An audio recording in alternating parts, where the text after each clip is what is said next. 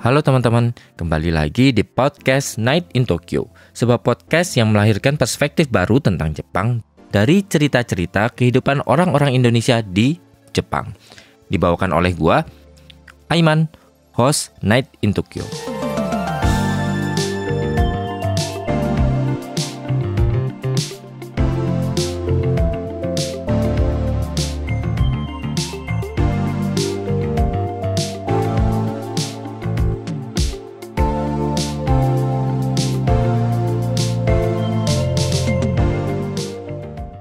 Halo teman-teman, kembali lagi dengan gua Iman di Night in Tokyo. Gimana teman-teman kabarnya semingguan ini? Semoga teman-teman tetap sehat, tetap baik-baik aja, tetap lancar semuanya kerjaannya, karirnya juga, yang masih studinya juga. Untuk kesempatan kali ini teman-teman, gua kedatangan lagi nih Ko Daniel. Seorang komika di Stand Up Indo Tokyo dan terkenal dengan kutu loncat nih. Jadi karena sebenarnya dia dari gue pertama kali kenal dia, terus pernah beberapa kali lah ya mampir di podcast ini. Dia tuh udah berapa kali? Itu total berapa kali? Dua. Iya, kutu loncat bakat mah enggak lah. Dua. Tapi kan tiga. Oh iya, berarti dua kali kan? Iya. 3 dong. Kan yang dari yang ini yang ketiga, berarti kan 2 kali pindah kerja dong. Lah kan yang dari travel. Itu kan udah lama lah itu. Iya termasuk lah Pak. Ya oke lah. Ya, tiga. Dan cukup unik-unik semuanya kerjaannya. Dramanya juga unik-unik. Nah di sini ya kita sambut dulu. Di sini adalah Daniel. Halo. Halo, selamat malam. Yeah. Malam. Jadi di sini ada Daniel, seperti yang udah gua bilang, dia salah satu komika di Stand Up Indo Tokyo, yang dimana kali ini ya memang dia bakal cerita nanti mostly dengan pekerjaan barunya yang dia sekarang, yang kayaknya sebenarnya bukannya di tempat yang lalu nggak ada drama, tapi ada drama baru. Jadi Daniel ini tempat kerjanya tuh selalu ini ya. Ya namanya juga kerjaan ya, pasti ada ininya lah ya. Diplomatis aja deh ngomongnya. Ya dimana dia akan punya special show. Apakah ada hubungannya dengan pekerjaan yang sekarang? Sebenarnya begini, sebelum lo mulai nyebutin, gue nyebutin dulu ya. Jadi tanggal 15 Juni gue sebagai komika dari Stand Up Indo Tokyo, salah satu komika dari Stand Up Indo Tokyo, akan mengadakan special show berjudul Tokyo tentunya. Judulnya adalah Udah Dengerin Aja. Oke. Itu sebenarnya kalau dibilang spesial ngebahas pekerjaan sih enggak ya. Tetapi itu lebih ke arah apa yang terjadi dalam hidup gue di sini saat yang terjadi, dan kebetulan yang saat ini sedang dikonsernkan adalah kan pekerjaannya kebanyakan ya gitu. Karena ini kan dunia yang menurut gue yang baru gue jalanin, dan cukup banyak referensi yang gue pelajari, walaupun gue belajar referensi dari manapun juga ketika dijalanin tetap wadidaw sih gitu. Jadi ya mungkin porsinya akan di situ sih gitu. Kalau boleh tahu kerjaan sekarang di mana? Gue sekarang bekerja sebagai kalau bahasa Jepangnya sih Toroku Shienkikang ya. Toroku Shienkikang. Kalau singkatan bahasa Indonesia itu TSK. Kalau bahasa gampangnya tuh recruiter, headhunter ya. Tapi untuk visa SSW atau Tokutegi no, atau singkatan Indonesia itu visa TG. Jadi gampangnya gue itu headhunter TG. Headhunter TG, spesialis TG. Tapi apakah teman-teman yang non TG juga bisa? Saat ini kita terbatasnya buat bidang hotel aja sih. Oh oke. Ya. Tapi tentunya persyaratan tinggi ya, harus JLPT itu harus N2 dan harus bisa bahasa Jepang, ataupun nggak usah N2 nggak apa-apa, tapi bahasa Jepang, level bahasa Jepangnya yang mumpuni lah. Oke. Gue pengen sebelum kita bahas ke special show-nya sendiri nantinya seperti apa, lu sendiri udah berapa lama sih? Ya meskipun nggak udah bisa dibilang profesional belum sebagai stand up comedian? Belum. atau Ya, gimana? gue pribadi sih sebenarnya agak keserem ya kalau gue bilang gue ini seorang komika ya gitu, karena bebannya tuh berat banget sih jujur aja sih. Dan gue juga belum punya karya. Ya mungkin karya mah udah lah dari ya, Shintobi 1 dan Shintobi 2 udah ada digital downloadnya 2 gitu kan setahu gue.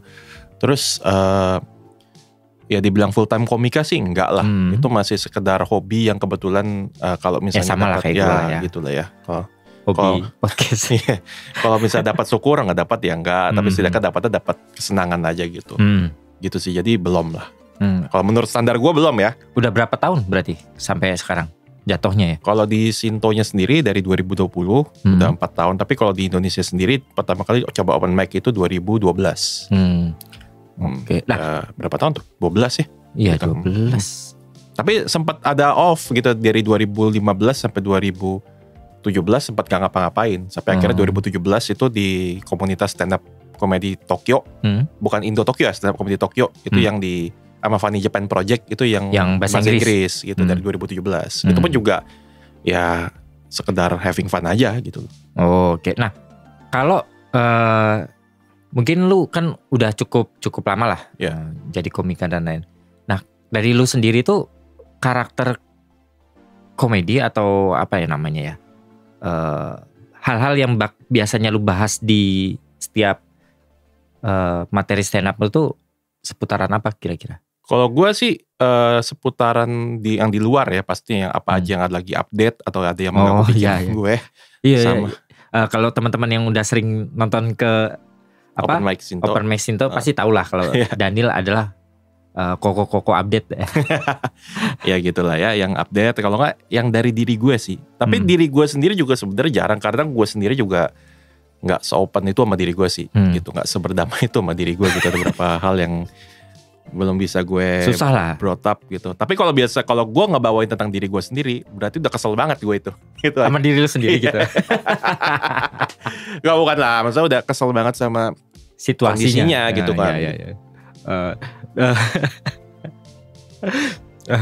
Mau nanya apa tadi gue lupa. Apa sih namanya? Kan kalau bukan itu. Bentar ya teman-teman. Gue lupa tadi. Ya kok yang kayak gini bisa viewsnya lebih tinggi daripada gua sih anjir. Gara-gara ketawa gue lupa tadi. Buat teman-teman yang gak paham konteksnya, saya juga punya podcast ya, namanya Diaspora Clustery. Silakan.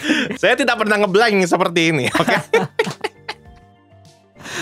Oke. Oke. Aman, bercanda ya. Oke. Tahu. Nah, proses lu sendiri lah sebagai komika. Lu di stand up Indo Tokyo sendiri udah berapa show? Maksudnya bukan open mic ya? Udah berapa show yang udah lu lewatin? Gue yang jadi pelaku ya. Yang jadi pelaku itu baru 2. Stand up Shintobi 1 sama Shintobi 2. Itu tahun 2021 sama 2022. Oh iya lumayan ya. Berarti udah cukup. Berarti apakah konsisten lah. Ya konsisten. Ya benar-benar konsisten. Jago sih enggak. Konsisten aja lah. Dan senior kayaknya ya. Ya. Nah, untuk special show nanti ini, itu tuh sebenarnya gue pernah ingat ya, berapa tahun lalu, 2 tahun lalu kalau nggak salah ya, kayak setelah yang Shintobi 2 kalau nggak salah ya. Satu. Itu promonya setelah Shintobi 1. Gue ingat. Oh iya, setelah Shintobi 1. Kalian itu dalam komunitas pengen buat special show masing-masing kan? Ya, betul. Pertama ada lu, ya. Ada Mas Ian, ayo mana Mas Ian? Ian belum. Terus Lucky sama belum. Ya Lucky dan satu lagi kan sama yang Batak in Tokyo 3 udah. Batak in Tokyo. Nah dari semua itu kan baru Batak in Tokyo. Nah akhirnya berapa tahun tuh berapa? 3 tahun. Ya. Setelah 3 tahun proses apa aja yang akhirnya memutuskan lu membuat special show ini dengan tema yang ini juga gitu? Proses dibilang perjalanan secara spiritual banget itu nggak ada ya. Itu cuma lebih ke arah apa ya, kayak gue pikir ini kayaknya kadaluarsa nih kalau misalnya gue diam-diamin terus gitu. Jadi apa ya, malah jadi beban di dalam pikiran gitu sendiri gitu. Kalau nggak kapan lagi gitu kan. Karena Dan jujur sih belakangan ini kan juga udah pada mulai pada sibuk juga kan. Karena waktu itu kan Shinto harus diakui Shinto itu rame banget tuh karena salah satunya karena ketolong COVID juga gitu kan. Oh ya, Jadi benar. pada nggak bisa ngapa-ngapain akhirnya Bingung mau bingung ngapain gitu kan. gitu. Dan semenjak sekarang aktivitas udah pada mulai normal, komika-komikanya juga udah pada banyak yang sibuk segala macam gitu dan Oh iya bener ya. Iya. Waktu COVID malah iya yang reguler tuh kelihatan. iya gitu. Sekarang malah nggak tahu mana gitu. Ya itu bisa jadi satu topik lain sih, jadi gosip. Enggak sih, tapi intinya sih Bukan menghilang bukan teman-teman menghilang, karena tapi mereka karena emang udah pada mulai kembali ke aktivitasnya masing-masing. iya. Karena kan kebanyakan kan pekerja travel waktu itu kan emang salah satunya. nggak ada yang full time komika lah. Nggak ada. Pada akhirnya ya pasti Nggak ada. mereka punya apa ya? Punya kerjaan lain lah kerjaan gitu. yang menghidupi Nah, mereka gitu. Jadi kan karena udah pada ini, jadi gue pikir kayaknya momentumnya pas nih Mm. gitu kan.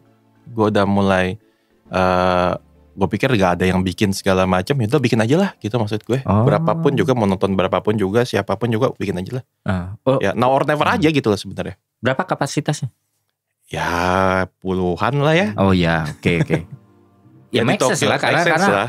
karena kita nggak ngomongin Gak ngomongin jumlah atau prestise, enggak. Gue cuma mau ngomongin pertama ngomongnya juga bahasa Indonesia. Indonesia. Nggak mungkin dong orang Jepang datang kecuali ada aja kalau ada aja lah mah ya. Kecuali yang datang aja memang- mah. Ya masa gue larang sih gitu kan. itu. Heeh. Dan memang komunitasnya lebih di Tokyo, jadi yang di luar daerah tuh kalau nggak niat banget bakal ini banget ya. datang. Tapi ya segitu menurut gua udah Masuk akal lah. lah sebenarnya. Sama temanya sendiri, apa dibalik tema itu sendiri? Sebenarnya gini, udah dengerin aja ya. Udah dengerin aja tuh sebenarnya kata-kata yang sering gue dengar dari bapak gue sih. Keresahan diri sendiri lagi ya. Enggak, sebenarnya gini, udah dengerin aja itu dulu waktu gue ketika gue kecil itu atau ketika remaja lah, ketika lagi remaja sekitar 3 tahun lalu. Remaja 3 tahun lalu, oke. Tambahin 10 lah, 3 tahun lalu tambahin 10. Jadi kan gue tuh sering lah kayak misalnya argumen gitu sama yang lebih tua segala macam gitu-gitu, sama orang tua gue, sama beberapa saudara-saudara gue mungkin gitu ya, kayak misalnya gue sering nggak terima, sering nggak jawab mulu lah istilahnya gitu kan. Ya. Ya pasti ya pernah ada fase-fase seperti itu lah, fase pemberontak, fase rebel gitu kan. Ya anak milenial kayaknya cukup ini ya. Iya. Dan bokap gue itu sering bilang katanya, udah lu dengerin aja namanya juga orang tua gitu kan. Ya gak bokap gue aja sih, banyak juga yang bilang gitu. Keluarga besar gitu. Ya banyak juga yang ngomong, udah lu dengerin aja namanya juga orang tua, udah diem aja, udah gitu aja. Gue kan gak, ya sebagai orang yang jiwa ininya meledak-ledak kan suka kesel, ngapain sih kok gini aja, kok gue harus suruh diem, harus dengerin aja gitu. Gue gak terima dong, harus diluruskan dong gitu. Tapi ya udah, akhirnya as time goes by, dan ketika gue sedang mencapai di umur yang sekarang, gue jadi mengerti itu maksudnya kayak begitu gitu. Semakin kita bertambah tua, itu justru kita tuh pengennya kayak apa ya, kan kita pasti kan semakin kita tua, kita kan berhadapan dengan orang yang lebih muda gitu, lebih muda, lebih batu gitu kan. Dan ketika menghadapi orang seperti itu, kadang-kadang dalam diri gue juga bilang, udah anjing, lu bisa dengerin gue aja gak sih gitu loh, maksud gue gitu loh. Dan itu baru kerasa kayak gitu. Dan iya juga, benar juga kata-kata bokap nyokap gue dulu ya gitu ya. Kadang-kadang ada orang tuh emang tabiatnya itu udah batu, ya udah dengerin aja gitu loh, maksudnya gitu. Iya aja, mau dijalanin apa kagak itu urusan belakangan gitu. Itu sih filosofi ya. Tapi di special show-nya ini kebalikannya. Gue justru pengen jadi orang yang pengen gue ngomongin apa aja lu semua dengerin gue ya, gitu loh. Lu gitu ini ingin memposisikan diri lu sebagai orang yang udah lu diem dengerin aja udah gitu. Kayak ibarat kata nih, orang suka berantem, ya kan, orang suka berantem. Ya udah, daripada berantem ilegal atau apa, mending lu ring tinju aja gitu loh. Ya nggak sih, atau di partai aja sekalian gitu nggak sih, one on one sini gitu, by one aja gitu, difasilitasi gitu. Terakhir sama siapa ya terakhir itu Chef Arnold ya terakhir. Chef Arnold sama Code Blue. Ya itu. Ya itu, daripada lu ribut-ribut segala macam, mending lu kasih ring aja nih, tinju gitu kan. Nah gue juga sama. Sama gue juga, gue karena daripada gue marah-marah di sosial media, marah-marah ke orang terdekat, melampiaskan ke yang segala macam, ya udah, lu mending kasih panggung aja di stand up comedy itu gitu. Lu ngomong semua keresahan lu gitu segala macam, dan ya udah, penonton lu tinggal dengerin aja udah gitu. Tapi gue ini juga sih merasakan hal yang sama, meskipun bukan ke generasi yang lebih bawah ya. Soalnya generasi lebih bawah di Jepang itu sedikit beda gitu. Kayak Dia lebih dengerin, tato hilang. ya. Jadi dia resisten untuk melawannya tuh lebih, ya nggak tahu ya, nggak kayak Indonesia menurut gua. Indonesia tuh selalu cycle-nya kayak gitu selalu sih. Karena pada saat umur tertentu lu akan ngelawan, mempertanyakan segala macam. Iya. Ketika lu udah sampai ini dan lu bertemu dengan generasi di bawah lu juga akan ngerasa gitu nih orang Iya. batu banget sih. Tapi gue juga dulu begitu lagi gitu kan. Akhirnya apa, sambat di medsos Iya, gitu kan. kayak gitu. Atau bikin thread di Twitter gitu kan. Kalau sekarang lagi ngetren tuh komunitas marah-marah gitu kan. Ya gitu sih. Banyak cara lah Iya, gitu lah. Terus kan memang yang Jepang, gua nggak berini sama orang Jepang. Justru yang kadang-kadang gua inget omongan lu, udah dengerin aja, itu adalah dibilang junior juga enggak, karena kita seumuran. Ada desainer, ya memang ini kantor gua tuh dulunya ya, kalau ditarik dari cerita ke belakangnya tuh agak sok ngide. Agak sok ngide ketika perang Ukraina itu meletus gitu kan. Kantor gua tuh punya keinginan solidaritas. Oke. Jadi sok ngidenya adalah mereka ingin mendatangkan atau merekrut 2 Ukrainian, ya kan, orang Ukraina. Yang dimana satu dia nggak bisa ke Jepang karena dia punya keluarga di Jerman, dia ngungsinya di Jerman, dan akhirnya kita nggak lanjut lagi sama yang itu. Nah, yang satunya lagi itu bisa lah didatangkan ke Jepang. Yang dimana lu tau lah, meskipun kita dengan desainer itu tuh kita seumuran, tapi kan lu tahu, gua yang udah lama di Jepang, udah tahu seluk-beluknya gimana, sistemnya gimana dan lain-lain, harus ngajarin bule. Ya dimana dia dibilang berpengalaman, nggak berpengalaman juga enggak. Dia udah punya track record kerja. Ya udah tahu sistem, udah shakaijin lah ya istilahnya. Udah tahu sistem kayak gimana. Sayangnya dia nggak tahu sistem Jepang. Oke. Yang dimana Jepang itu dunia yang berbeda, teman. Beda. Lu meskipun nggak bisa sama. Kecuali lu expat yang di high level, lu bisa bodo amat gitu. Tapi lu kan bukan expat high level gitu. Lu setara sama gua. Gua tahu. Dengerin gua dong. Ya, kayak gitu. Kayak gitu. Meskipun lambat laun setelah 2 tahun, setahun 2 tahun, udah setahunan lah, nggak nyampe 2 tahun sih, udah setahunan kayak gitu, dia mulai akhirnya mengerti dan akhirnya mencoba beradaptasi seperti apa sistem di Jepang. Tapi di awal itu pertanyaannya itu ya gitu, sama yang kayak lu bilang gitu. Dibilang batu banget, karena dia punya mindset yang sangat berbeda dengan ini. Dan sedangkan gue tahu perusahaan ini tuh seperti apa, Jepang ini tuh seperti apa sistemnya. Gue tahu juga perasaannya dia gitu loh. Yang dimana itu adalah posisi yang paling susah menurut gue, karena lu tahu sebagai orang yang lu tahu perasaan orang yang sedang lu ngomong, dianya maksudnya orang Ukrainianya, tapi lu juga sendiri tahu bahwa sistem di Jepang ini nggak memungkinkan untuk mengakomodir itu gitu loh. Jadi lu nggak serta-merta plug and play lah istilahnya. Iya, plug and play gitu. Jadi yang nggak bisa, harusnya kayak gini. Ya kita tahu itu adalah ide yang bagus, atau itu memang sesuatu yang memang harus dipecahkan gitu. Tapi sistem yang gua tahu itu tidak memungkinkan untuk segampang itunya gitu. Meskipun lambat laun kayak akhirnya gue tahu gimana caranya. Padahal di awal tuh susah lah, karena lu tahu dari 2 sisi dan gimana caranya lu ngejelasin gitu loh. Memang paling simpel ya dengerin aja gitu. Udah bener. Kadang-kadang ya gue bisa merasakan itu sih. Ada beberapa orang yang memang lu ngerasa di tempat lu begini kok, apalagi lu ya kayak gitu. TSK itu salah satu anak-anak problemnya. TG yang kemungkinan belum ada pengalaman di Jepang, gimana tuh? Iya, itu juga kadang-kadang itu filosofi yang gue bisa terapkan kalau di kerjaan gue. Itu filosofi yang gue terapkan gitu loh. Kayak misalnya kebanyakan dari mereka kan kalau TG itu kebanyakan justru ada kebanyakan kalau di gue kasusnya itu berpengalaman.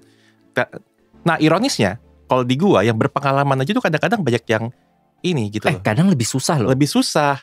Betul. Berpengalaman berumur tapi nggak tahu sistem Jepang itu jauh lebih susah ngasih tahunya. Yang paling ini kombinasinya itu. Jadi kayak misalnya lu udah ya yang belum tahu sistem Jepang bisa lah lu gituin. Yang permasalahannya adalah kadang-kadang banyak yang udah tahu sistem Jepang dan berpengalaman tapi malah ngeyel gitu loh.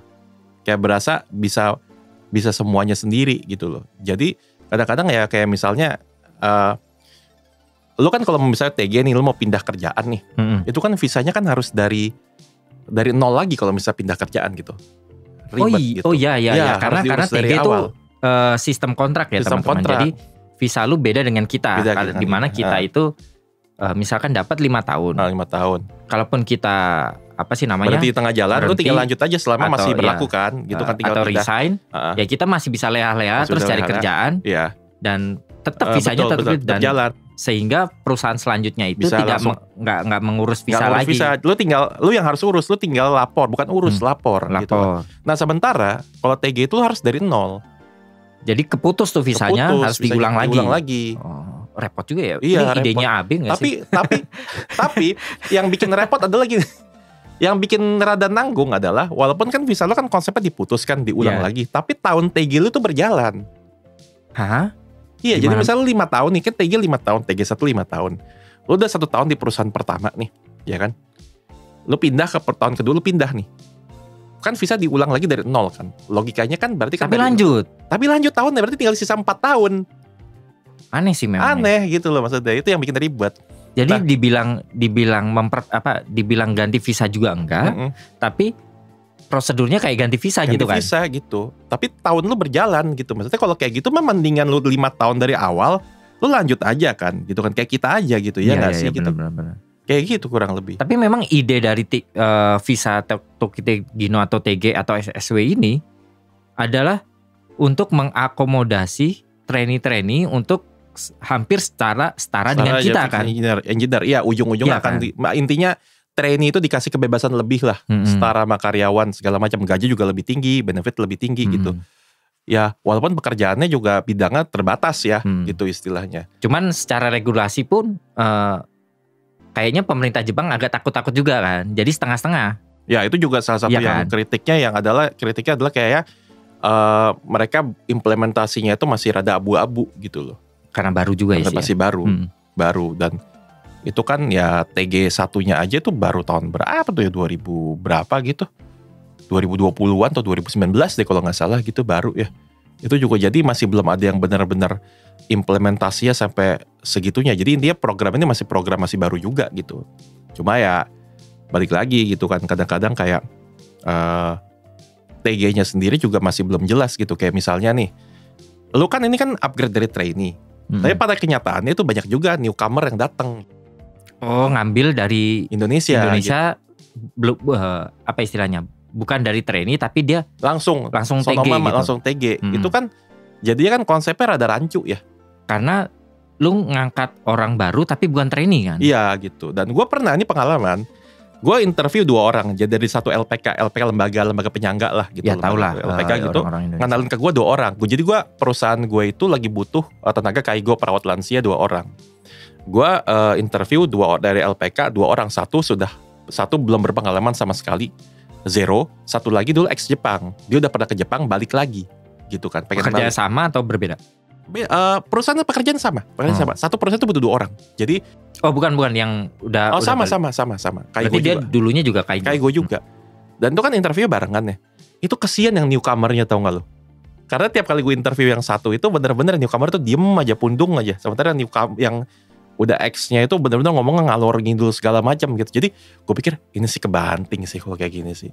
Gitu. Jadi kalau harusnya sih kalau menurut hemat gue sih jangan newcomer ya gitu istilahnya. Karena kan itu kan upgrade gitu, kesian nanti. Karena memang ini adalah visa di antara profesional sama trainee. Iya. Termasuk profesional kan trainee lah istilahnya gitu. Yang dimana sebenarnya apa ya istilahnya?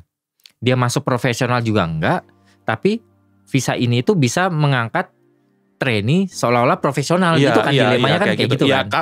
Kasarnya menaikkan derajat lah istilahnya gitu loh. Cuma kan banyak newcomer itu kan jadi kan konsepnya nggak sesuai sama konsep awal gitu kan. Mending dibalikin ke training Mending- aja mending- dulu, iya, jangan mending dikasih training TG aja dulu, gitu kan. iya, Ya. mending Maksud lu langsung- gitu kan. Mending langsung aja. Mending kalau kata gue mah mending kalau misalnya memang TG itu adalah upgrade langsung dari trainee, ya mending Semuanya mulai dari langsung training aja. trainee aja gitu, nggak usah Oh. terima yang newcomer. Kalau kayak gitu kan jadi kan rancu ya. Iya Gitu. rancu. Iya Pertama- benar-benar. Jadi kasihan kasihan newcomernya juga sama kasihan apa istilahnya? Lu ya. harus kasihan newcomer juga dan lu harus bersaing sama Oh iya sama benar, itu persaingannya bersaingan jadi yang ketat memang banget gitu. ketat Dan menurut gue tuh jadinya nggak fair. Kenapa? Karena bener-bener ini kan bukan urusan cari kerjaan di Indonesia ya. Kalau cari kerjaan di Indonesia kan nggak ada pengalaman bisa lah dilihat attitude segala macam gitu. Ini kan pekerjaan butuhkan skill gitu loh. Ya sekarang lu zero nih. Lu katakan lu ambil ujian keperawatan. Lawan lu itu udah selesai 3 tahun magang. Kalau selesai 3 tahun magang, lu tuh nggak perlu ambil ujian TG lagi. Lanjut. Itu kan jadi nggak fair kan istilahnya. Oh iya. Ya nggak sih? Kecuali sama-sama berpengalaman atau enggak memang dia saingannya sama-sama trainee mau daftar trainee gitu Ya kan. mending kayak gitu aja Iya, sih. mending kayak gitu aja Ya. sekalian ya. Gitu.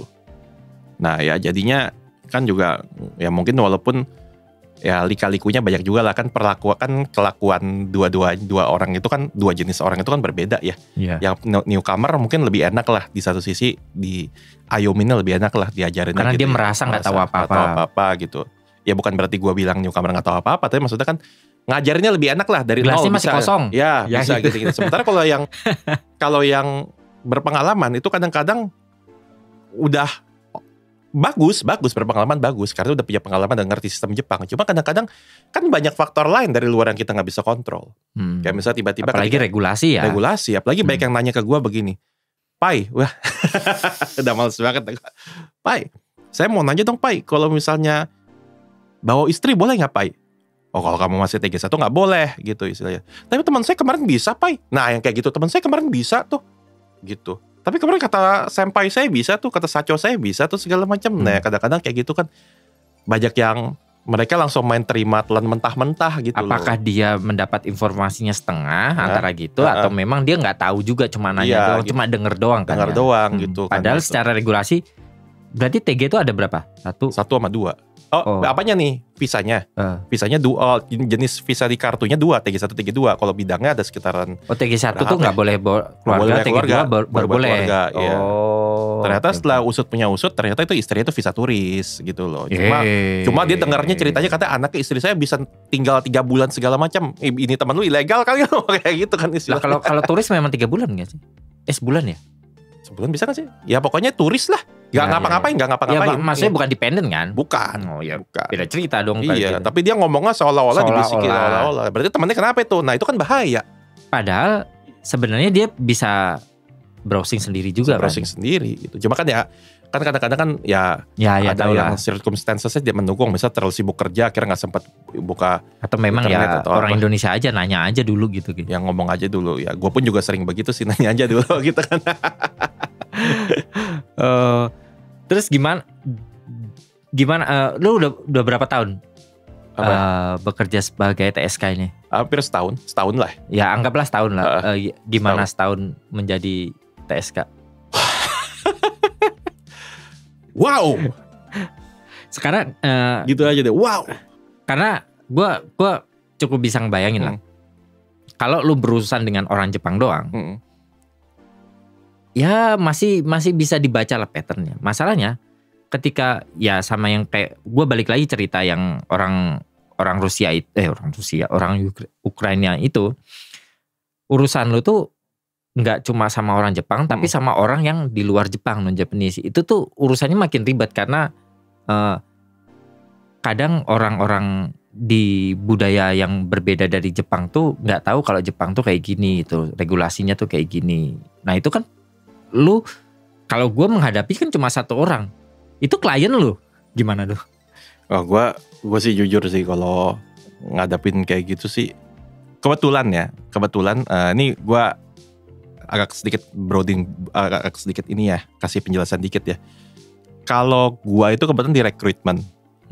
Jadi kok dibilang dipatokin berapa orang sih, gue nggak ada patokan berapa orang. Oh target nggak ada.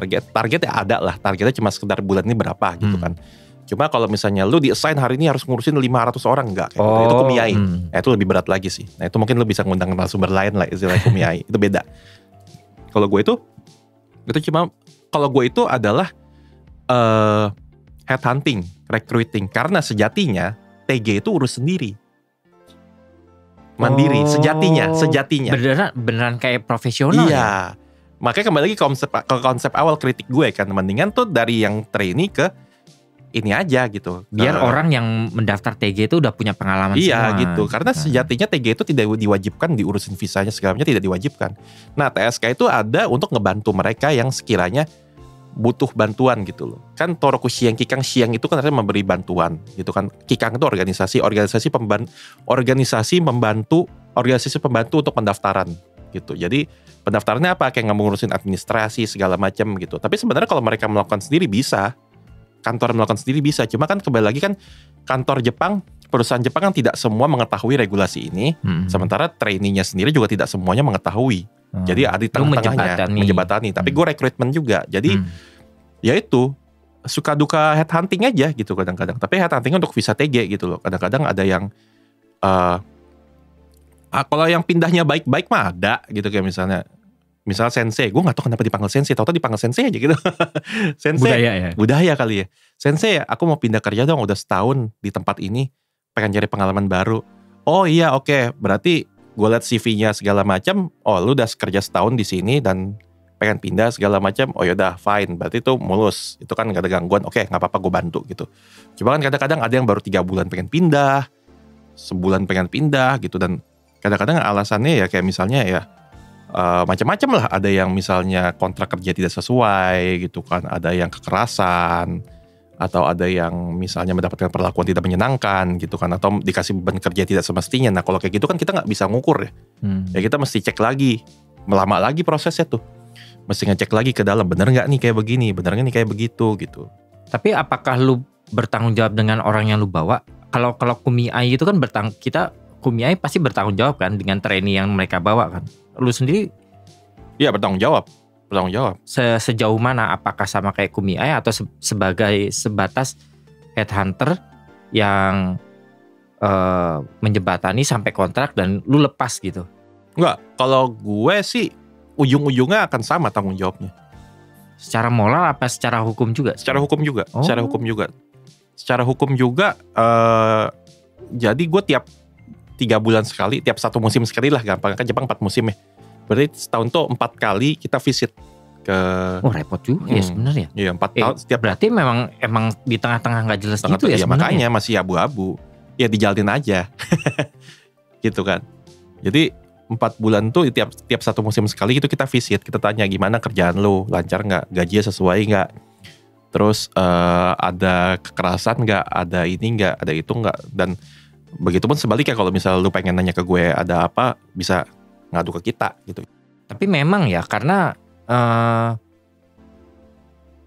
kalau kita melihat apakah semua orang Jepang tuh jujur, nggak juga, masih enggak. Apalagi banyak yang nakal juga. Iya, apalagi visa TG dan trainee itu memang banyak perusahaan Jepang yang mengakali 2 visa itu ya. Karena emang orang yang memiliki visa kayak gitu secara hukum masih sedikit lebih lemah daripada kita lah. Karena kalau kita, ya balik lagi kan, kalau kita kan nggak suka nih di perusahaan yang kita kita kerja sekarang, kita bisa dengan kapanpun resign dan bisa cari pekerjaan baru kan. Nah tapi kalau dari cerita yang lu bilang TG itu karena visa itu menyangkut dengan kontrak kerja, ketika dia berhenti kerja harus ganti visa baru. Nah itulah yang mungkin agak mereka itu memiliki keterbatasan, dan banyak ya nggak sedikit perusahaan yang di Jepang tuh ya nakal-nakal juga ya. Kasarnya banyak perusahaan Jepang itu banyak yang nggak ngerti juga sama TG ini, maka dibutuhkanlah kita tengah gitu. Oh. Gitu, jadi ya benar-benar. Dikirain kayak kita aja gitu ya, lu nggak suka pergi aja gitu. Padahal nggak segampang itu buat orang dengan visa TG ya. Dengan visa itu nggak segampang itu, karena visa TG itu ibarat kata kan masih diawasin ya gitu istilahnya. Lain kalau misalnya visa lu engineer, kalau engineer itu kan ya kayak itu kan. Ya lu resign aja. Kayak orang bekerja pada umumnya lah gitu. Kalau visa TG kan enggak, kontraknya beda segala macam gitu. Karena ketika dia udah berhenti, ya secara nggak langsung sebenarnya visa dia mati kan? Visanya mati, kasarnya gitu. Jadi ya kasarnya sih intinya nggak ada ruang untuk leha-leha. Lalu begitu udah dapet ini lo harus cari perusahaan berikutnya. Kalaupun mungkin, ini juga masih abu-abu sih. Tapi akan sangat disarankan kalau lu mau pindah, itu lu harus dapat perusahaan baru. Sangat disarankan karena ini riskan bro. Riskan untuk overstay dan riskan untuk ilegal. Iya, banyak kasusnya. Ya, karena visanya menyangkut dengan kontrak kan. Yang paling gampang dan paling mungkin paling sering lu temukan referensinya itu kabur sih. Kaburan sih. Itu susah juga ya orang Indonesia kalau kabur kena. Itu lu pernah nyariin orang kabur juga? Ada. Berarti tiba-tiba, itu salah satu orang yang lu lu menjembatani dengan perusahaan Jepang itu kan? Ya mudah-mudahan jangan terjadi lagi dah gitu. Itu juga satu sisi juga lu berat ya tanggung jawab, lu harus minta maaf ke perusahaan. Terus juga lu harus itu mempertanggung jawaban lu ke imigrasi juga. Tanggung jawab iya gitu. Ya. Gitu kan. Terus lagi kan walaupun gue udah 7 tahun di Jepang kan, tapi kan budayanya kan beda ya gitu istilahnya. Gitu. Jadi harus benar-benar. Ditambah juga ini bukan kecuali lu orang Jepang ya. Orang Jepang. Bebas selalu mau ngapa-ngapain, tapi ini negara orang dan lain-lain gitu. Dan ya. Banyak lah kayak gitu yang kayak akhirnya kabur ujung-ujungnya pindah kerjaan. Kalau kabur kayak gitu tuh gimana ceritanya? Maksudnya apakah dia tiba-tiba nggak masuk kerja hilang gitu aja atau gimana? Ya kayak kebanyakan gitu. Atau tiba-tiba pindah aja tiba-tiba hilang aja gitu. Kayak di apartemennya juga udah kosong gitu. Kosong ada yang kayak gitu. Gue kabur. Gue sering dengar cerita kayak misalnya lu paginya masih kerja terus nggak kenapa-napa, besok udah hilang gitu. Udah kabur kemana nggak tahu, kerja di mana nggak ada kabar, dan lapor imigrasi langsung. Perusahaan sih gampang, tinggal lapor imigrasi aja kemana gitu. Coba kan kalau misalnya ini kaburnya gimana nih? Kalau kabur doang ya oke lah, tinggal lapor. Kalau kaburnya sambil minjem duit gimana? Sama drama-drama kayak gitu juga banyak. Repot juga ya, karena bukan dilema ya. Repotnya adalah budaya jelek Indonesia. Gua nggak bilang budaya Indonesia ya. Jadi karena negara lain juga ada yang kayak gitu. Iya, maksudnya bukan Indonesia budaya aja. Jelek yang ada di Indonesia itu kebawa di negara yang sekompleks Jepang itu tuh pasti repot banget sih. Iya banget. Secara moral repot, secara hukum administrasi hukum repot. Iya. Belum lagi kalau misalnya lu kabur ini, katakanlah ada yang kabur. Ya kalau kabur pulang ke Indonesia oke lah, berarti kan kita secara manusiawi kita puji Tuhan dia selamat lah ya udah mutlak dah gitu. Cuma tinggal kan ngurusin administrasi aja. Cuma kan kalau misalnya lu keluar ke kerjaan ilegal kan nanti kasihan dianya juga, nggak ada untungnya tuh kabur itu. Iya, kalau misalnya lu pulang oke. Lu pulang nih, lu nggak, katakanlah lu di Jepang depresi atau apa, gitu. Lu pulang gitu, lu ke Indonesia gitu. Ya lo kalau nggak mau balik ke Jepang ya udah nggak apa-apa gitu kan, lu di rumah gitu. Cuma kalau misalnya dia pindah kerjaan lain yang tapi ilegal, opsinya bukannya kayak gitu ya? Karena TG itu kan karena nggak punya keleluasaan. Ketika lu main kabur aja itu udah pasti, kalaupun dia kerja ilegal gitu kan pasti. Iya jadinya ilegal. Antara kerja ilegal atau nggak balik ke Indo kan kalau tiba-tiba kabur kayak gitu. Dua itu aja. Iya kan? Iya. Nah kalau soal kerja ilegal gue nggak tahu sih. Gue belum sampai ke situ sih kayak gimana, nggak ya begitulah gitu. Iya kaburan. Sih. Karena apa ada istilahnya lo kaburan? Ada yang nanya ke gue, Sensei ini job masih bisa nggak? Sensei saya kaburan, lagi mana menurut lo? Ya nggak bisa lah gue terima. Tanggung jawabnya gimana? Karena lu ke-track semua. Iya ke Jepang, belum lagi di Jepang ke-track semua lo. Karena lu harus ngurus dulu tuh ke perusahaan itu. Iya. Secara visa TG itu sangat berkaitan dengan, ya nggak usah visa TG kita pun gitu kan. Orang kalau imigrasi mau ngecek kita punya pengeluaran, punya pajak segala macam, bisa itu Jepang. Ke-track semua itu. Kalau di TG itu ada ini nggak sih? Kalau yang di Jepang kan ada ini ya, apa sih istilahnya? Nah, ada service yang membantu kita buat resign, tahu nggak? Kayak gimana tuh? Jadi ada service di Jepang. Sebenarnya ini memang budaya Jepang lah. Orangnya nggak enakan, terus nggak mau berkonfrontasi dengan atasan dan lain-lain gitu. Jadi di Jepang itu ada service yang ngurusin kita resign. Jadi Misalkan nih, lu kerja nih sekarang di perusahaan Jepang. Hari ini lu udah, gue udah nek, besok gak mau kerja, gue besok resign. Tanpa lu memunculkan badan lu ke kantor, perusahaan itu tuh bakal ngurusin seluruhnya administrasi sampai bilang ke bos lu kalau lu hari itu juga resign. Nah, Gua kurang lebih kayak begitu tapi nggak segitu. lu berarti kerjaan lu luas banget. Konsultan juga jadinya, semua. Oke. Makanya kayak misalnya apa sih? Ya tapi gua nggak kayak gitu, maksudnya itu sebenarnya balik lagi ke masing-masing orang ya. Atau lu cuma menjaga reputasi perusahaan lu juga ya. Coba gue bilang begini ke anak-anak gini kan, kamu kalau udah nggak betah ngomong sama saya, itu aja. Dan ada yang nggak usah kabur, nggak usah kabur, ngomong sama saya. Mau seabsurd apapun kamu ngomong sama saya, ngomong dah please, ya. Nih gue ngomong ke kamera, ngomong please kalau ada apa-apa. Dengerin dia ya. Ngomong, Pak, saya nggak suka Pak, orang dari negara ini kasar sama saya. Pak, saya nggak suka Pak kalau misalnya ini kok bosnya marah-marahin saya tiap hari ya Pak ya. Pak, kok gajian tanggal segini lama ya Pak ya. Ngomong aja, ngomong. Pasti gue ladenin. Itu jauh lebih baik daripada dan kabur. Dari sisinya dia sendiri pun itu jauh lebih baik kan, karena lu diurusin kontraknya dengan jelas, lu diputusin kontraknya bisa dengan jelas. Bisa kita baik-baik gitu. Dan itu jadinya lu punya lebih leluasa untuk mencari kerjaan yang baru kan, ketimbang stuck di situ ujung-ujungnya antara lu pulang atau enggak lu ya itu nyari kerjaan ilegal kan. Bahkan ya, gue juga bisa mempengaruhi kalau misalnya ada perusahaan nggak suka sama nih orang, perusahaannya lapor ke kita, ya kita juga bisa nego, anaknya dipindahin ke bagian lain atau kemana gitu, akhirnya nggak jadi dipecat. Pernah gue melakukan itu. Dan itu jauh lebih baik sih, dan akhirnya sekarang anak cocok-cocok aja, ya puji Tuhan sih gitu, cocok-cocok aja. Repotnya ngurusin anak 3 apa sih? Repotnya ya adalah nggak bisa, repotnya itu sebenarnya banyak ya, nggak bisa lu bilang satu-satu sih, karena tiap orang tuh karakternya beda-beda. Oh ya, jadi bukan Indonesianya tapi emang karakter, bukan orang Indonesia, memang karakternya beda-beda, karena individu beda-beda. Ada yang kalau yang baik banget mah gue sangat seneng ini lah, kalau misalnya bahasa Jepangnya bagus, attitude-nya bagus, segala macam, biasa nggak ada kesulitan gitu. Nyariin kerjanya pun lu happy juga kan? Happy, apalagi yang bener-bener kayaknya ketara banget lah. Lu kayak misalnya udah 2 tahun di tempat yang sama pengen pindah, oh ya nggak apa-apa, itu biasa udah autopilot lah, udah siap segala macam. Ada rasa tanggung jawab juga. Cuma repotnya kan kadang-kadang, bukan berarti gue bilang sifat orang Indonesia itu jelek ya, kadang-kadang kan mereka tuh banyak yang menelan mentah-mentah gitu. Kayak misalnya mereka taunya TG itu walaupun di Jepang walaupun boleh pindah kerja, tapi mereka tuh pengen sebulan cabut, 2 bulan cabut. Kalau kayak gitu kan kadang-kadang kadang-kadang suka repotnya tuh kayak misalnya kalau misalnya mereka 1 bulan cabut, kita ngomong ke perusahaannya gimana gitu istilahnya, kita menengahinya gimana gitu.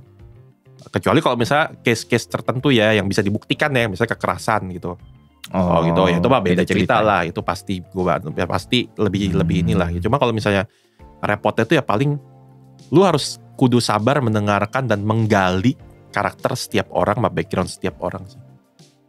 Makanya tiap kali jadi sebelum Mensetsu itu ada namanya Mendan tuh pre-interview itu gue selalu memastikan bahwa nih anak itu benar-benar background checkingnya itu harus benar-benar detail, harus detail.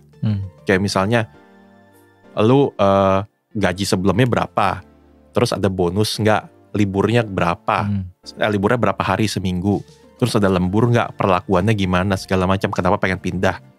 Dari situ kan ketahuan anaknya gimana.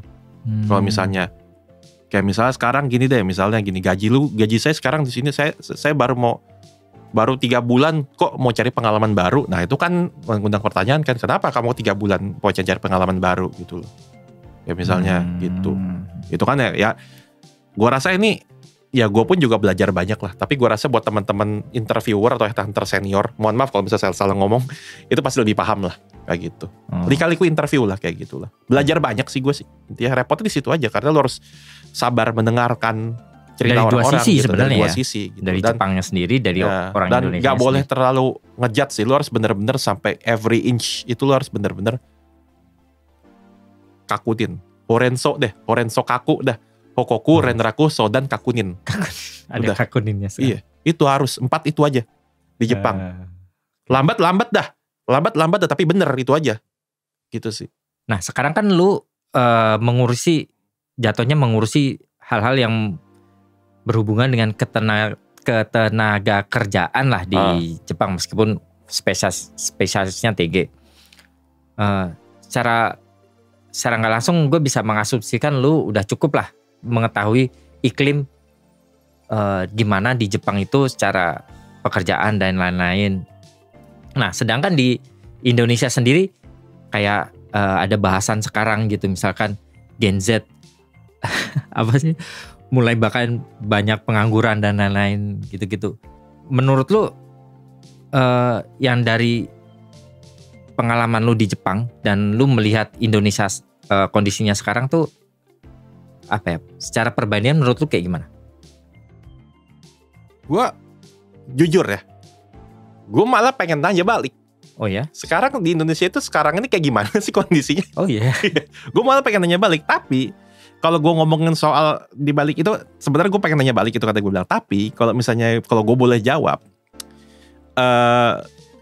Jepang sama Indonesia itu ya kalau dari segi gaji bisa jelas tinggian Jepang lah. Ya emang udah dari awalnya udah segitu ya standarnya. Paling ya kalau gue bilang sih gaji lebih tinggi jauh kan, UMR segala macam, walaupun biaya hidupnya juga sama ya. Ya sama. Ibarat kata gaji lu 30 juta tapi biaya hidup lu tuh 26 juta gitu kan istilahnya. Meskipun sebenarnya kalau ditabung-tabung lebih banyak, kita masih lebih bisa nabung sih memang. Lebih bisa nabung gitu kan. Terus sistem hukumnya jelas gitu kan. Lu dapat apa sama lah walaupun tapi biar kata kerjaannya juga jelas. Biar kata TG, biar kata nih gue ini aja, karena banyak juga orang-orang di Indonesia yang meremehkan gitu kan, terutama yang dari golongan-golongan atas gitu meremehkan TG gitu kan. TG doang gitu.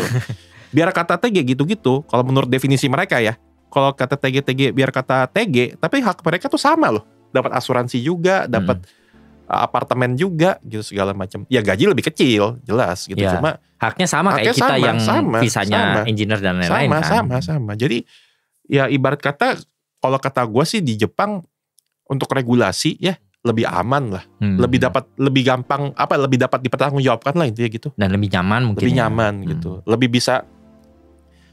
Kalau misalnya lu pada masih ingat yang podcast politik gue sama Emmanuel sama lu pada itu kan, gue pernah bilang enaknya kerja di Jepang itu ya mungkin salah satunya adalah apapun kerjaannya, hal-hal administrasi lainnya itu udah diurusin sama regulasi lu tiap bulan gitu. Mau lu kuli regulasinya tuh sama tuh, hak yang kita dapat juga sama. Jadi apa? Lu tuh lu tuh bisa fokus ngurusin kerjaan lu doang gitu loh. Enaknya jadi, gitu. Hal-hal perintilan yang membuat kita terganggu itu tuh yang kalau kita ya kerja di Indonesia tuh nggak ada. Nggak ada. Kayak misalnya contohnya lu ngomongin pajak, asuransi, nenkin segala macam itu udah dipotong tiap bulan dari gaji lu. Ya soal jumlah mah itu dikembalikan lagi lah ke kerjaan lu, gajinya berapa kan gitu kan.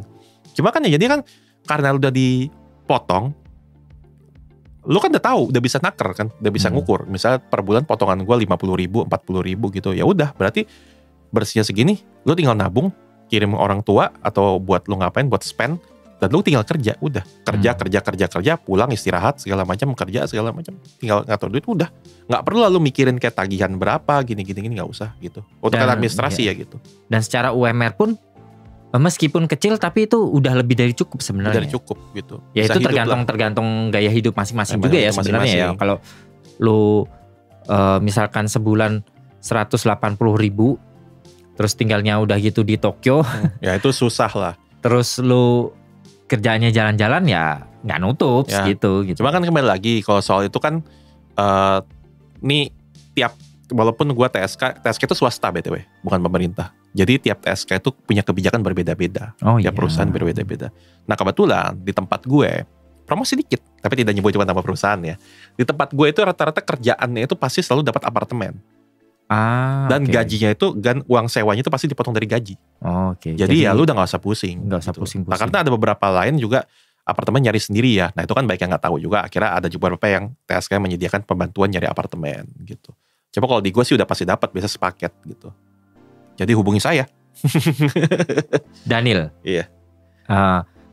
Nama perusahaan DM aja dah. Nama perusahaan DM aja lah. Udah. Berarti memang secara ini ya Indonesia masih cukup banyak belajar lah ya kayaknya. Ya. Banyak belajar. Tapi bukan urusan ini ya, bukan urusan ya kalau kita ngomongin gaji itu tergantung lah ya. Kita bisa masih bisa diperdebatkan, masih bisa ya karena masih bisa hitung-hitungan lah. Tapi untuk urusan administrasi, urusan regulasi, hukum dan lain-lain. Udah pusing, lu udah perintilan bahkan visa terjelek sekalipun di Jepang pun itu melindungi kalian. Nggak ada visa terjelek apa? Nggak ada. Maksudnya visa yang menurut bukan terjelek, sorry.